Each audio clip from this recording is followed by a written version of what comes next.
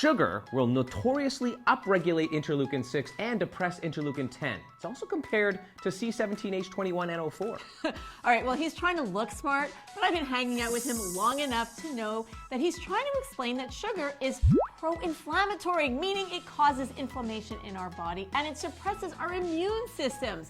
And it acts just like an addictive drug.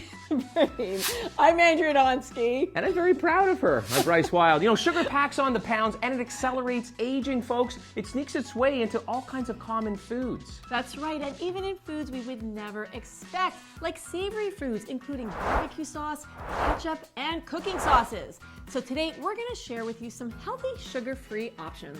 And you know, the deadly sugar addiction has actually reached epidemic levels. It's crazy. The average American consumes about 20 teaspoons or 80 grams of sugar a day. Way too much. And that's because, like you said, many of us are actually eating dessert 3 times a day and we don't even know it. And you know, the World Health Organization, they support the need to reduce sugar intake to 5% of our daily calories, which is the equivalent of 6 teaspoons for women and 9 teaspoons for men of sugar per day.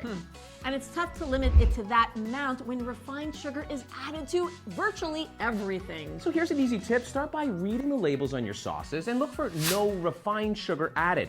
Good Food for Good makes a delicious line of certified organic sauces, ketchups, and barbecue sauces. They're actually sweetened exclusively with dates. I love dates. Dates are a natural sweetener and they contain several vitamins and minerals, as well as fiber and antioxidants. And one of the best things about Good Food for Good's products is that for every product sold, they feed a person in need. Just a wonderful initiative. So take a peek at their line of products at goodfoodforgood.ca.